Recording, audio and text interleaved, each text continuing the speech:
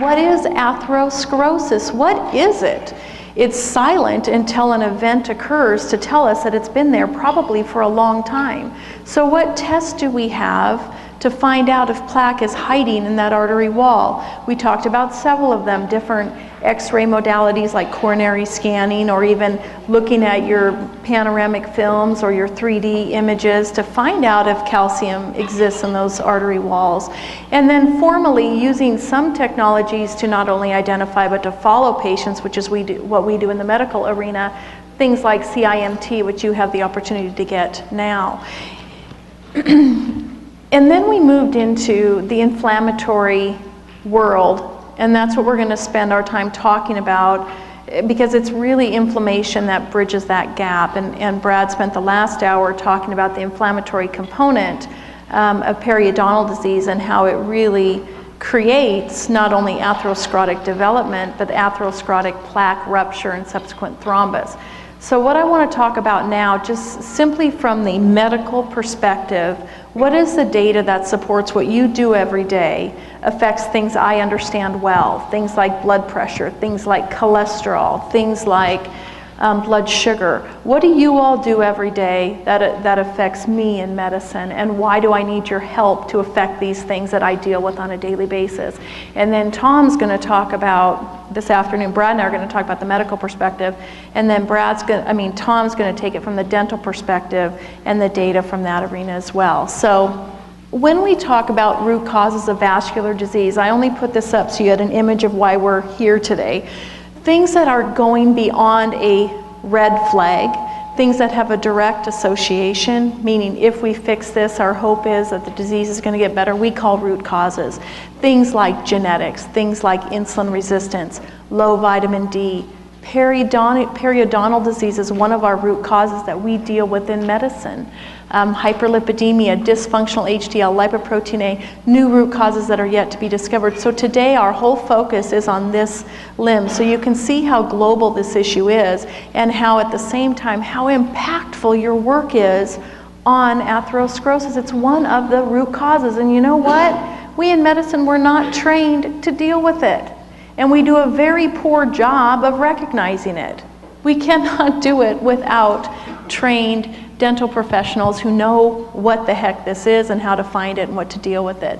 So with that in mind, then let's bring it a little bit further. Let's talk about the additional cardiovascular risks associated with periodontal disease.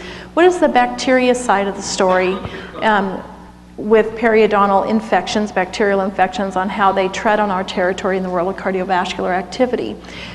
What I want to do for the next half hour, and then Brad's going to take it for the next half hour, is talk about this: disseminate the pathogens from periodontal pockets to the general circulation. How do they get there, and what's the data to say we know that they get there? What's the data to say if we have bacteria here, we know that it can get around to different things, like we can find it in carotid plaque, we can find that it may affect platelet aggregation, it may affect the good cholesterol called HDL, it may affect the small dense LDL cholesterol. Let's talk about that data and why we must continue this relationship. We know that even pathogens, as I mentioned briefly, and I'll show you the data, are found in plaque. The dangerous stuff you treat every day, if we go looking at actual atheromas or plaque, we see the same darn pathogens. So if we can mitigate them here, the hope is we can create a less active environment of plaque deposition. So let's talk about one of them. FN. Does that ring a bell to everybody in the room? I had a couple people come up to me during the break and say, we don't want all these abbreviations. You guys are whizzing through data so much, so if something doesn't pan out to you, raise your hand and we can deal with it. This bacteria is one of the dangerous guys that you can test for, and as you all know, lives in the periodontal environment, I should say. We have termed FN, Fusobacterium nucleatum, as the great enabler. Why do we say that? Why do we say that about that really interesting bacteria?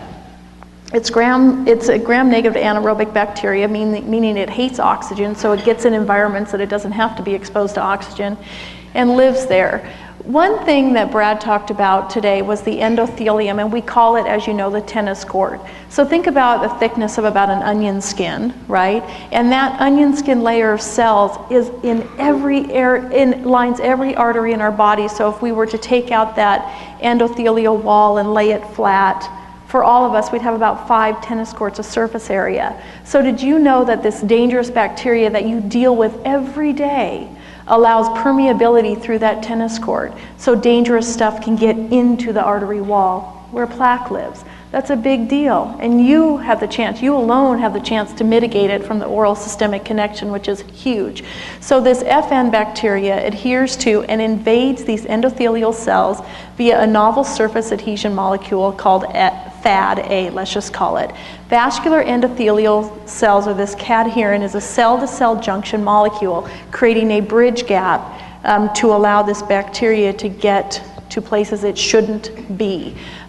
This molecule, this FAD-A, is a receptor for FN's FAD-A. All right, so the union of cadherin and FA causes a relocation of the vascular endothelium cadherin away from the cell-to-cell junctions. Here's a problem.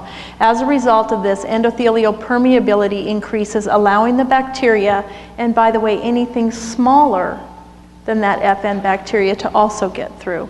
Well, that's a huge problem because we don't want to create that environment where we have a crossover of inflammatory interactions. FN then may serve as an enabler for other microorganisms, explaining why FN is often found in mixed infections. So not only is the bacteria itself problematic, but the fact that it creates a bridge or a mode of communication for even smaller other bacteria is a problem as well.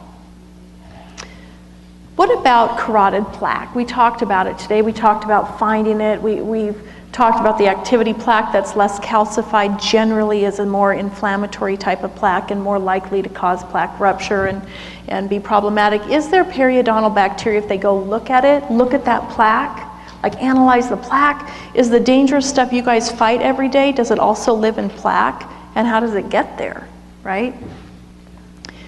This is a study. They looked at 42 carotid endarterectomy specimens, and they analyzed them via DNA for the presence of the periodontal pathogens. And here's the ones that they looked at: the PG, Porphyramus gingivalis, Tannerella forsythia, blah, blah, blah.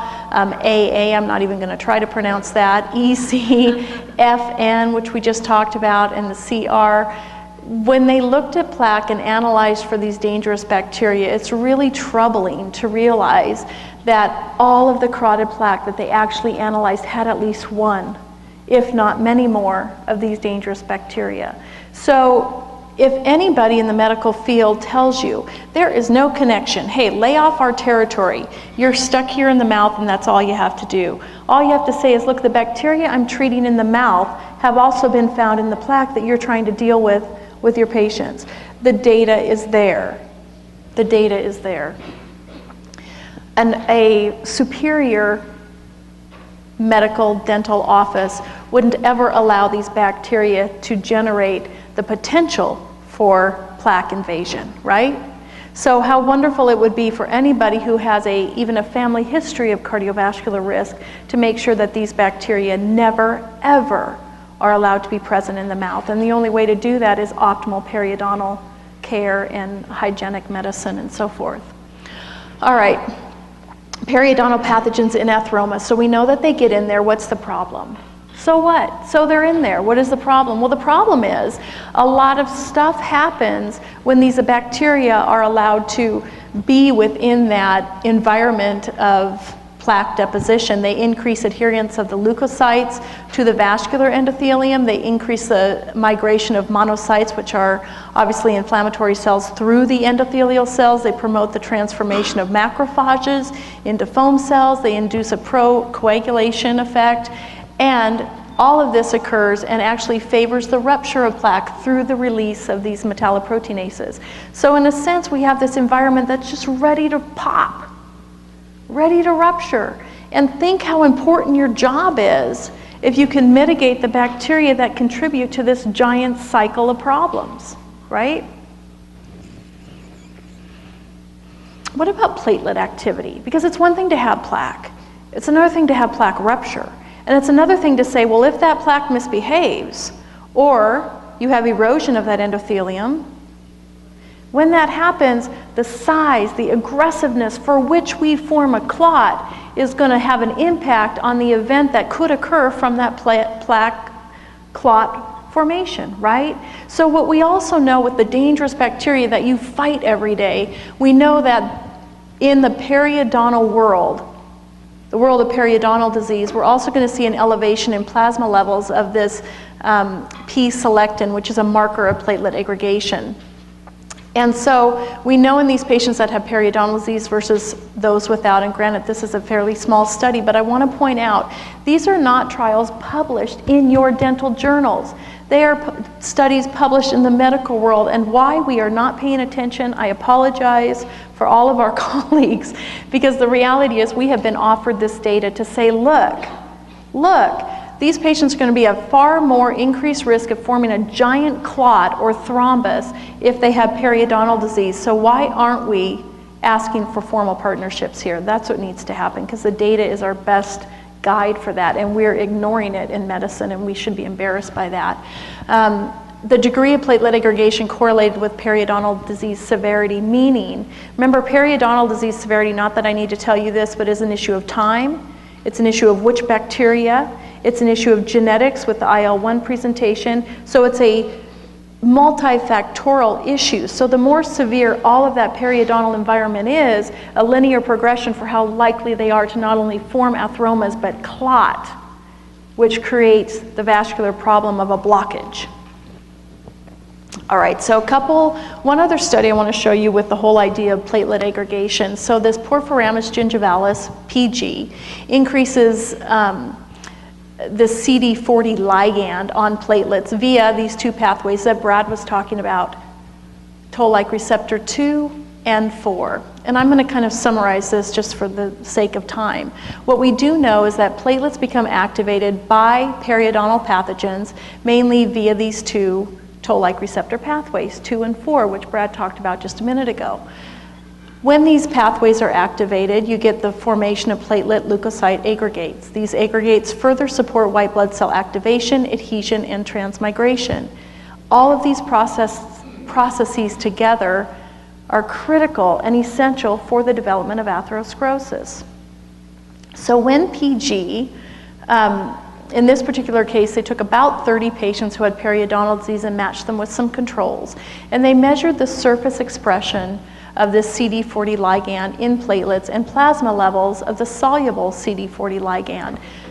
The point of this study is this: if Porphyramus gingivalis was associated with anything to deal with platelet aggregation, we shouldn't see an increase of this soluble CD40 ligand via toll-like receptors 2 and 4.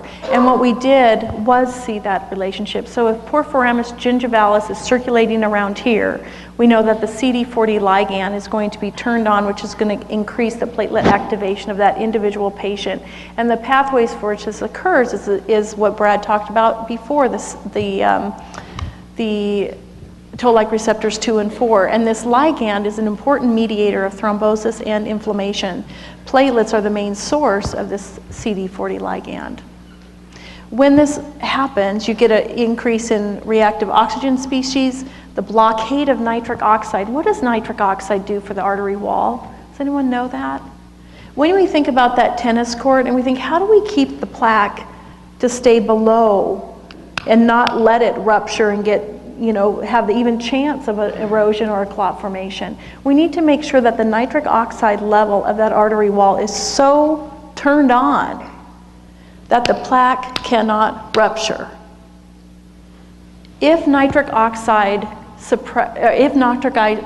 is suppressed, we see that plaque has a far easier opportunity to rupture through that endothelium. So anything that's going to suppress nitric oxide formation is going to be problematic in our patients. If the bacteria that lives in our gum line can suppress nitric oxide formation, we're going to be in a world of hurt. We even treat with nitric oxide regulators like ACE inhibitors. things that also benefit blood pressure. We're trying our darndest systemically to regulate nitric oxide, and how just that concept alone, think about the optimal periodontal environment. The patient may need to be on less nitric oxide regulators systemically, less ACE inhibitors, etc. So you can see the association is quite grand. You also get the release of these chemokines and expression of adhesion receptors. Lastly, in several different studies published, if we have an increase in CD40 ligand on platelet activity, we will see risk factor for future cardiovascular events in healthy women is going to be increased. That was published a long time ago, actually in 2001. We see that if CD40 ligand is activated, may be an important predictor of plaque instability. That was published in 2003. These are all medical journals. CD40 ligand also has been identified as a predictor of heart attacks and strokes, as published in 2007. This is not new science, but if we know that bacteria such as Porphyramis gingivalis impacts this whole pathway, and we've known for a long time that CD40 ligand impacts the chance of not only a thrombus, but platelet activity, nitric oxide expression, we need to mitigate the chance that somebody has Porphyramis gingivalis in their gum line. Does that make sense? Yeah, Professor, can you go back to the previous slide? This one? No, the next one. Yeah. Just to point out real quickly that this was just published like a couple of days ago. Yeah. In one of the best cardiovascular journals out there, ATVB, Atherosclerosis Thrombosis Research Journal.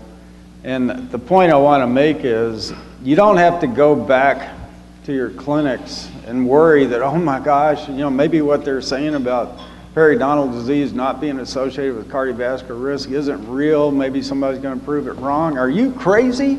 All that's going to happen is more and more studies are going to come out all the time, backing you up. They've got you, the researchers have you in the back. They got your back.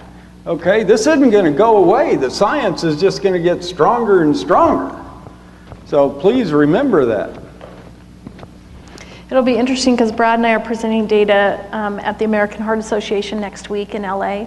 And I will love to see all the posters and different things that talk about this.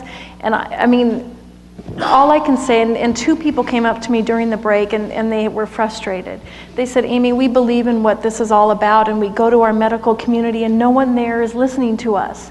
Nobody is listening. And our one defense for all of us is education. And one thing that I promised I would do to one individual, and I will do it for everybody, is we can give you maybe a very succinct 20-set slide deck that you could then take and start educating during lunches and different things to these different medical groups. And we can post that online, and you can use your code that you used for, only you guys will get access to that. But I think anything we can do for education is how we're going to build those bridges. So hang in there, everyone, because we get it. We get it. Well, that's great. Let me add one more thing to that, too. There's still people that don't believe we put a man on the moon. I mean, some people just don't believe in science, okay? Science is, if you believe in science, it'll win in the end. Yeah, So, and I want to say yeah. it goes both ways, because I know just yesterday I was at the clinic and I have a patient who I really do believe I've done everything in my power medically to treat his vascular risk, and I really believe in my heart that he's got some periodontal activity, although his gums look beautiful. And so I called his dentist and I said, please, can you do this test called oral DNA? It has a, blah, blah, blah, went into the whole spiel. He said, basically, look, lady, this is my territory, lay off, this guy's perfect. And I'm saying no. So all I'm saying is not to point fingers at that particular dentist, but we get it too. We get it from the medical side, so we are here to bridge those gaps. So, but your challenge is also great, because not all people in medicine are believing it yet. Heavy on the yet. They will, if we have anything to say about it. So hang in there. What about periodontal bacteria, and how does it affect things that we deal with medically? Things like cholesterol, things like blood pressure. Those are things people in medicine deal with every day, so if all else fails, that's a certainly common thread of communication. How does my work in dentistry and hygiene affect your patient's blood pressure and lipids? Let me show you that, right? Let me show you that. So this is pretty tangible information. Periodontal disease adversely affects lipids. Now, granted, a small study, but it proves a point. Patients with generalized aggressive periodontal disease and 12 controls. Periodontal patients had higher levels of small, dense LDL particles. So without getting too focused on LDL and what all the lipids mean, very simplistically, the more small and dense our bad cholesterol is, the LDL, think L low, you want it low, it's the bad stuff. It's a geometry problem. And that small, dense LDL cholesterol has every opportunity to dive through those endothelial cell gaps and get into the artery wall, and it oxidizes on a dime. There are certain conditions that patients have that they carry more small, dense LDL particles. People who have things like insulin resistance, metabolic syndrome, type 2 diabetes, notoriously may have LDL cholesterol per volume, okay, but they have these small, dense little troublemakers, and you know what? They're kind of hard to treat. So knowing that periodontal disease can contribute to that makes me really want to get some help here to deal with this very complicated lipid issue. This is the particular study, and just to show you a point, periodontal disease patients looking at LDL in general, and then these small, dense LDL particles, it's a really big deal. This is looking at cholesterol as a whole. This is your total cholesterol, and this is your HDL, the good cholesterol. So we know that patients who are dealing with just sort of, and they weren't necessarily diagnosing back in 2005 periodontal disease with pathogen presentation, so I don't have the data to say which bacteria create this, but we do know, at least we've learned from Dr. Neighbors, that as the technology has improved, we can diagnose which pathogens are creating that periodontal environment, although this study just looked at diagnosing periodontal disease clinically with pocket depths, bleeding, and things like that. So we know that it affects the good cholesterol in the wrong way, and affects the bad cholesterol in the wrong way, and it affects the size of the LDL particles. So when you look at lipids and early plaque development, here's our tennis court, that endothelial wall, and just to be oversimplistic here, the more small and dense these LDLs are, the more ease they have to get into this artery wall. They oxidize on a dime, and they release macrophages, cytokines, adhesion molecules, and we've got a process going on. And we get fatty streaks and plaque development. HDL's job, the good cholesterol's job, is to stop that. It has potential to do it in a couple different pathways. It can stop the oxidation, it can promote cholesterol efflux, and it can even mitigate these adhesion molecules. So isn't it awful to think that the periodontal disease affects the ability for LDL to get through here, affects the oxidation of LDL, affects the quantity of LDL, and mitigates the HDL's ability to stop it just by sheer quantity numbers. So you can see how your work has value in the world of lipids. What about blood pressure? Did you know blood pressure is the leading cause of stroke? What is normal blood pressure? 120/70, Dawn? Did you say that? Oh, you said that? Okay, very good, you're exactly right. So blood pressure, Tom and Brad and I were talking in Zoanne last evening when Tom was in dental school years and years ago, or just yesterday, right, Tom? That came out the wrong way. I mean that very respectfully. But a few years ago when Tom was in dental school, they said to be cautious if your patient's blood pressure was 200/100 and to pay attention to that. And I said, well, that's just because they didn't want that patient stroking out under your watch, right? That was all that they cared about at that time. Do not have a stroke in this dental chair. Get out and close the door and then have your stroke, but not in my office, right? And get off the property line, right? Now we know more, we know better, and I love that we know better. Here's something very interesting I want to throw at you. 650 subjects. This is published, and Brad made a good point. Pointing out where these are published is important. Journal of Hypertension. This is not in a dental or hygiene journal. This is in the Journal of Hypertension. Peer-reviewed journal that said this: taking 653 quote-unquote healthy subjects, 55 years or older, tested for these bad boys, these 4 bad boys, Porphyramus gingivalis, AA, Tannerilla forsythia, and Treptomania denticola.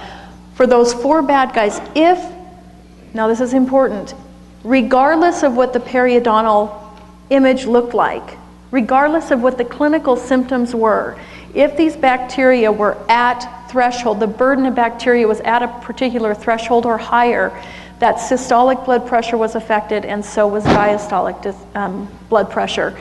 Here's something else I want to point out, and this is important. Do you know that drugs are prescribed for people and are given approval by the FDA to treat blood pressure if they lower systolic blood pressure by 10 millimeters of mercury or more?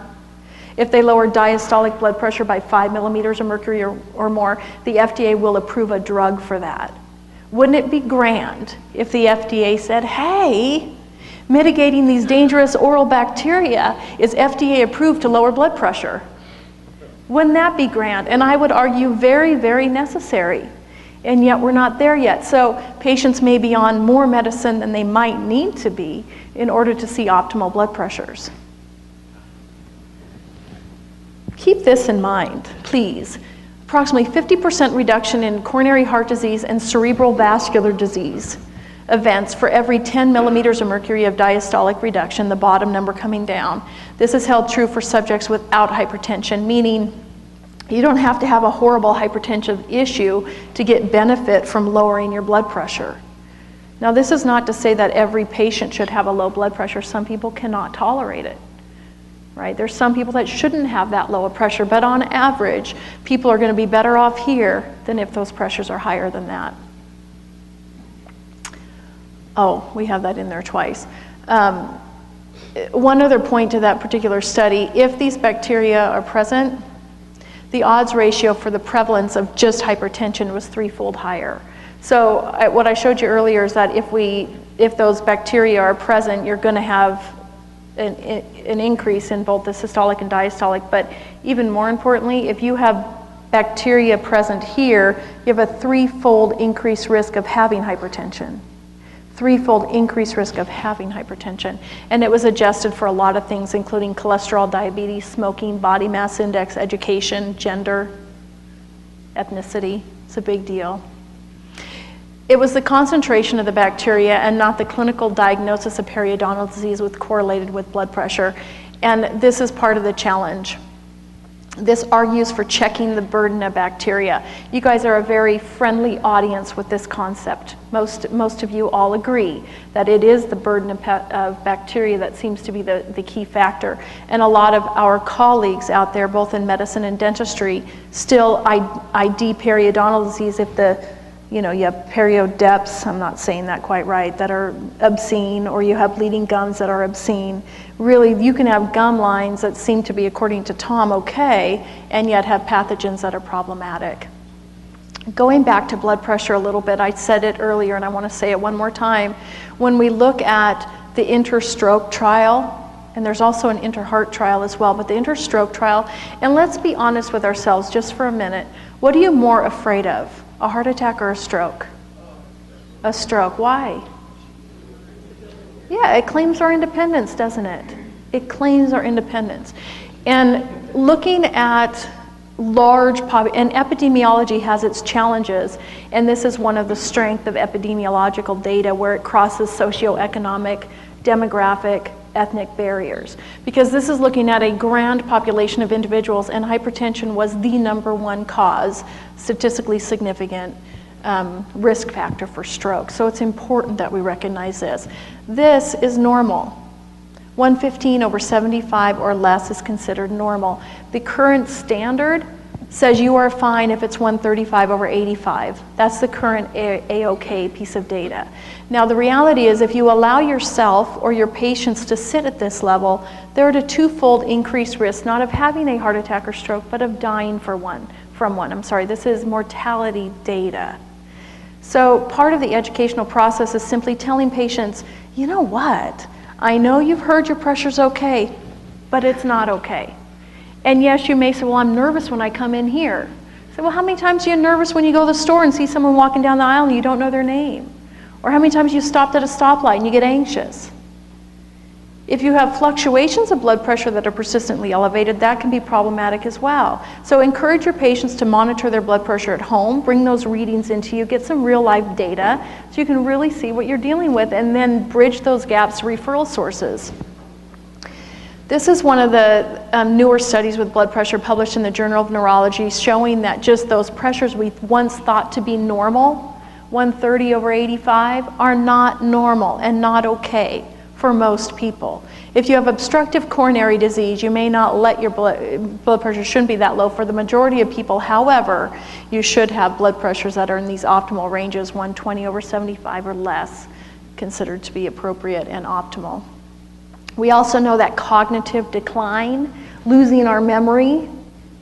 Now that claims our independence. Y'all are working so hard that when you decide it's time to retire, you better darn well have all your brain cells working, right? Amy, I need some good news, my heart rate. Your heart rate's going up. Huh? Let's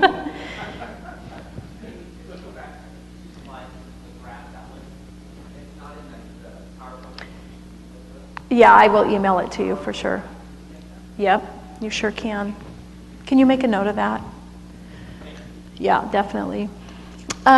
Okay, so blood pressure is related to cognitive decline, looking at almost 200 patients. And they looked at blood pressure related to a decrease in gray matter. It was interesting. I was giving this lecture just in Spokane. It was a local, and there was a cardiologist from Seattle, Dr. Sarah Speck. And we were talking about this. We were talking about vascular dementia, and she said, you know, from a cardiology standpoint, blood pressure is not managed well. And it's just now that the world of cardiologists are realizing that brain function is so dependent on blood pressure. And I'm sad to tell you, neurologists don't really deal with blood pressure either. They don't. They deal with what happens after your patient has a stroke or they've lost their memory, and they put them on memory stabilizing drugs to try to preserve whatever's left. It's our job to notice blood pressure can be problematic, and we can deal with it. So lastly, regarding periodontal disease, and one other risk factor that treads on my territory all the time is A1C. A1C, remember, is the 3-month average of blood sugar for your patient. It takes in the middle of the nights, it takes in the highs after you eat, it takes in the lows. Sugar binds to hemoglobin and it can't get rid of it. And the lifespan of hemoglobin is about 90 days. So we can get a really fair assessment of someone's blood sugar by looking at their A1C level or the blood sugar on their hemoglobin cell over the last 90 days. And what they did show is that when they divided these groups into periodontal disease based on attachment loss, now that's bad, right? Greater than 5 millimeters, that's like significant. But they noticed that, again, there was a linear progression pattern, that the worse the attachment loss, i.e. we could argue the worse the periodontal disease, is that fair? The higher the blood sugar, so that's problematic as well. Professor, can you switch that for me, please? And that, again, was adjusted for the things we wanted to be adjusted for, like age, gender, smoking, obesity, etc. So lastly, just summary of these additional issues that you need to realize how important your work is. If periodontal disease is present, it may impact the following things: endothelial integrity, tennis court integrity. It may impact a prothrombotic state. If you're treating your patient for periodontal activity, it may and very likely be creating an impact on inflammatory systemic environment. It creates an unfavorable dyslipidemia. It can contribute to worsening, if not the development of hypertension, and a deterioration in glycemic control. So if you ever have pause to think, my work doesn't impact the medical side of this issue, this is just some of many things that we're going to talk about today. So yes, your work has global impact, and we cannot treat all of these things without you. So thank you for your hard work, because we'd be lost without you. So with that, I'm going to hand the baton over to Brad, and he's going to finish this slide deck.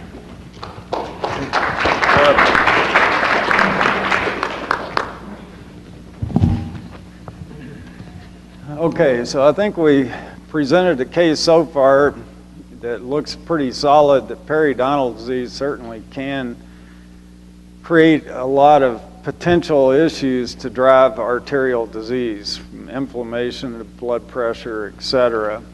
So you would think there would be some evidence out there. Well, there's an association then with periodontal disease and the formation of atherosclerosis, disease in the wall of the artery. We should have that kind of information. Do we? Yes, we do. This is published in the Journal of Stroke, talking about periodontal disease being associated with thickening of the IMT of the carotid artery. This is published in the journal Circulation, again showing periodontal disease with the 4 bad guys up here being associated with the thickness of the IMT in the carotid artery. And they did also show that it depended on which bacteria. The bad bacteria were associated, not the other bacteria found in the mouth.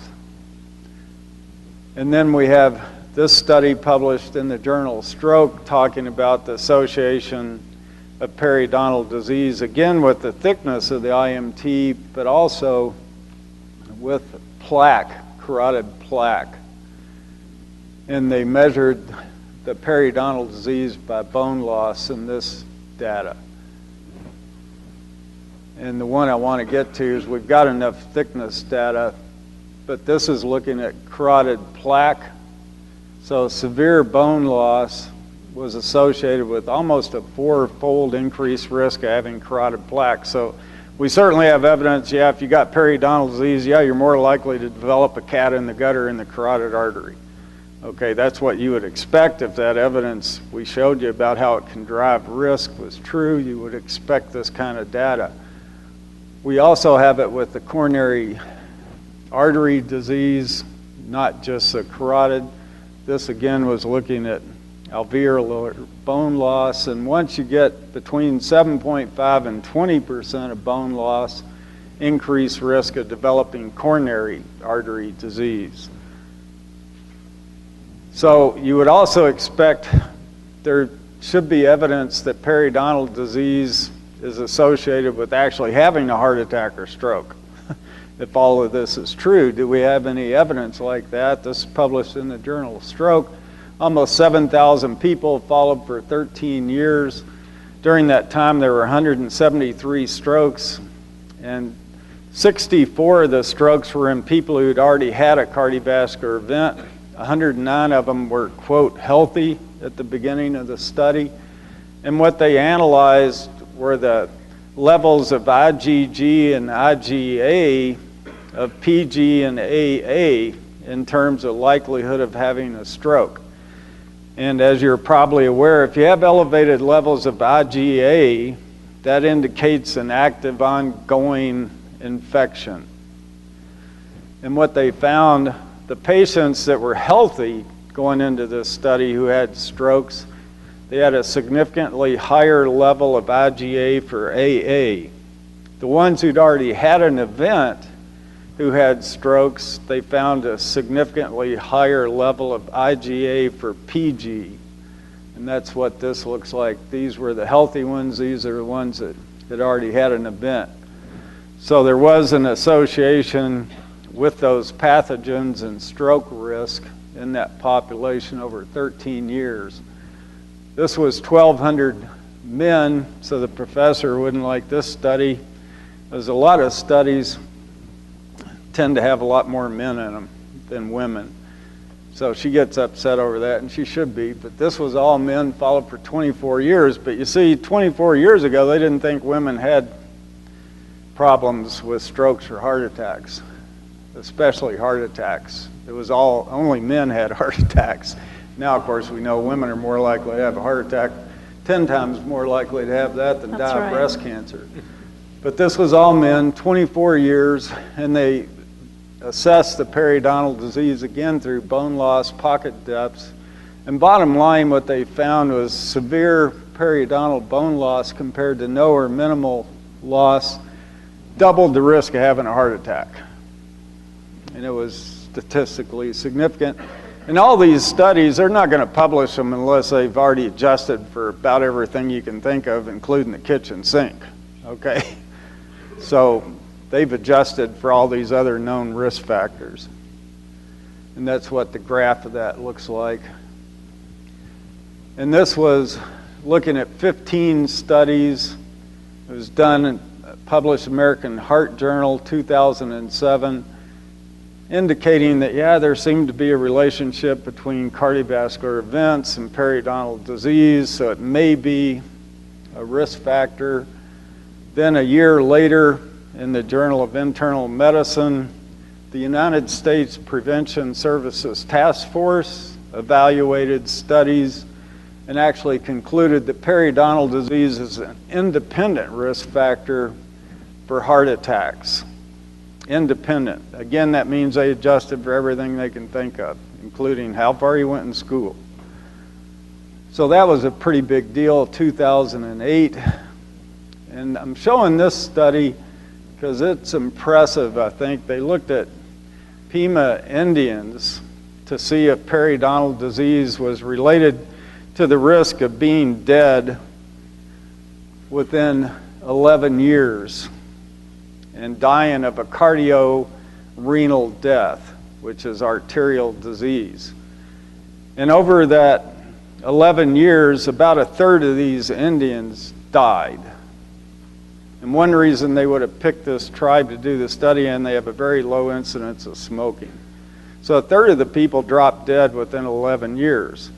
And they looked to see simply, well, is periodontal disease related to the risk of dying from this cardiorenal death, and tripled the risk if you had severe periodontal disease. But this is what's impressive. If the person did not have periodontal disease or mild disease, none of them died. Disease in the mouth kills you, kills people. You can't go back to your community and let your colleagues dissuade you from staying on the path of being passionate about this. You got people's lives in your hand. Don't let some ignorant person, like who still doesn't believe we put a man on the moon, dissuade you from doing what you need to do. This is important.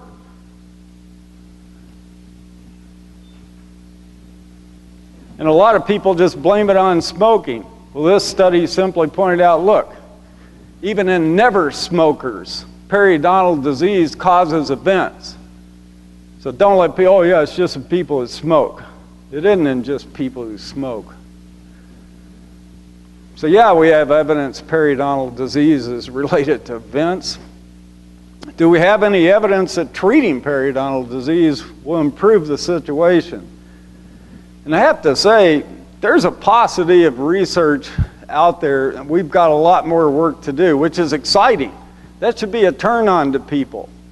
We need a lot more great studies, and we can get those done. But the evidence we have is positive. Like that plaque 2, which again is a player in the disease process. This little study showed, yeah, if you treat periodontal disease, you reduce the risk of that dangerous enzyme. This showed a reduction in CRP by treating periodontal disease and having the patients on the antibiotic doxycycline. This study showed a reduction in fibrinogen by treating periodontal disease. And a slight effect in the right way on HDL. This was better in HDL, raising HDL. This is a big deal. Anytime you improve the function of the tennis court, you reduce cardiovascular risk. Again, the tennis court's the most important thing you got in your body. Heart attacks and strokes kill more people than anything, and you're only going to have one when the tennis court, it has to fail twice before that can happen. The first failure is you let all this stuff through into the wall of the artery and you get a cat in there. The second failure is it breaks and the cat jumps out and you get the clot. The tennis court's the most important thing you got. This is a big deal. Periodontal disease improves the function of the tennis court.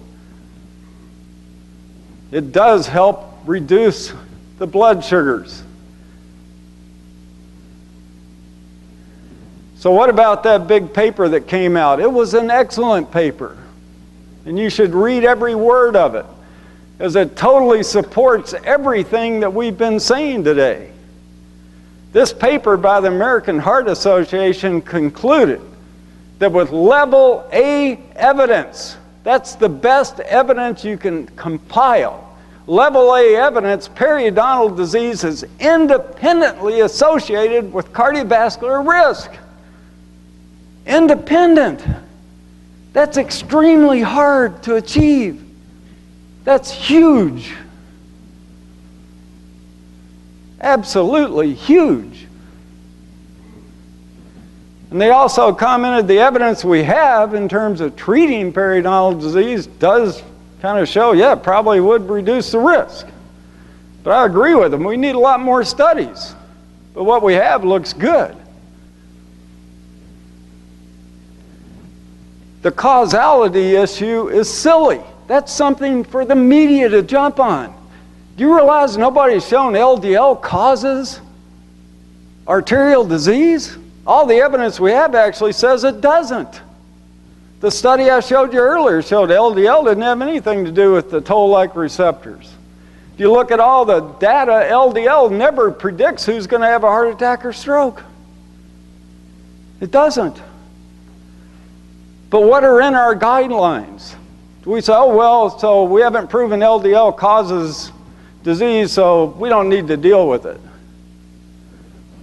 What? Causality has never been necessary to have something in your program. And it's going to be extremely difficult to prove causality with periodontal disease. The first obstacle you have, you got to define it and agree on the definition. You guys can't even do that.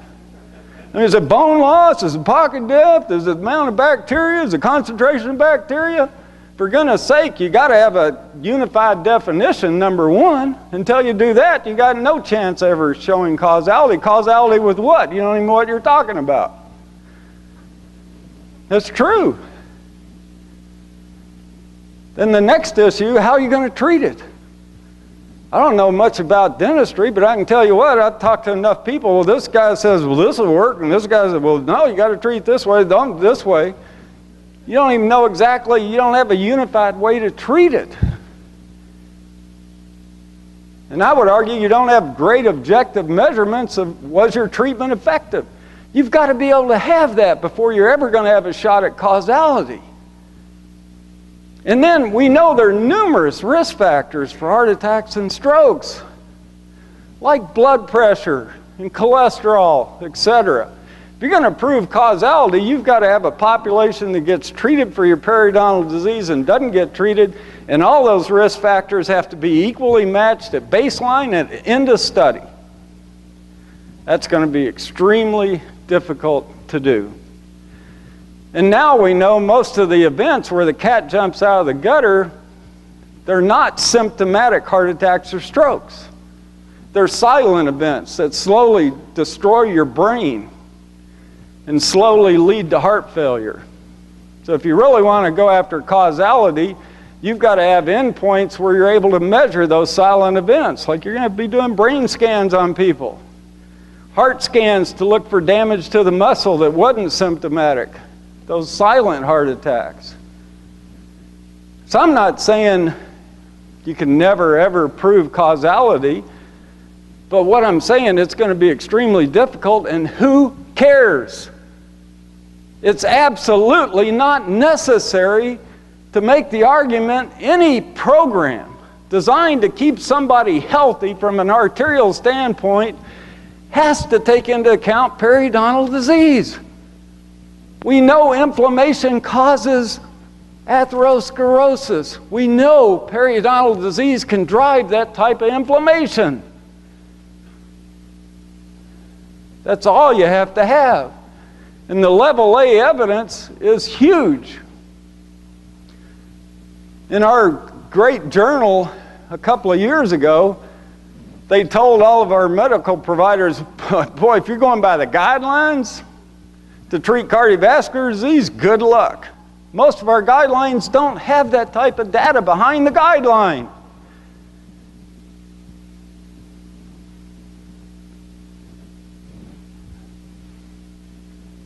And people in the dental profession definitely need to be involved in this battle. Absolutely. We've got to have an integrated approach to attack cardiovascular disease. Again, the leading cause of death and disability in this country and the world. The United Nations recently met talking about this huge issue.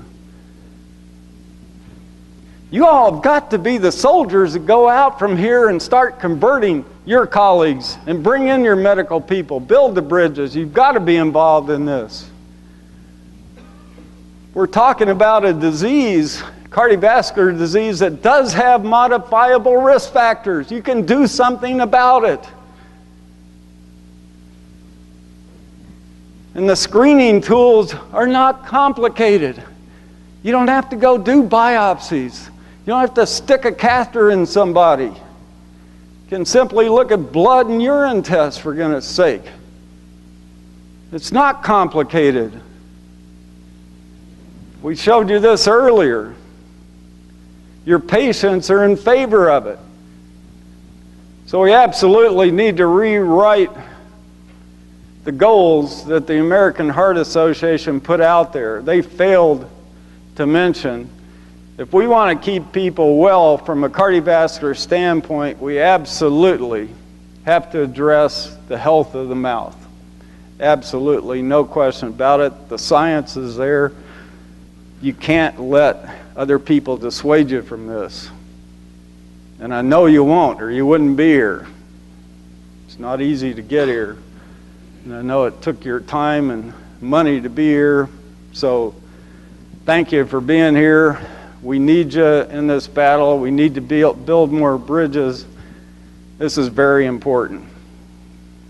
The health of this country and the world will depend on what you can go out and do. There's only so much we can do. We need people like you out there talking about this, being passionate about it. Not letting one of your colleagues say, oh, I don't believe in it. Oh, well, maybe. You got to stand up to them again, say, bring it on. You're armed with information. You're armed with science. Science is strong. Science is how we got to the moon. Science works. The science is behind you. Know the science. Be ready to get in the ring with your colleagues and knock them down.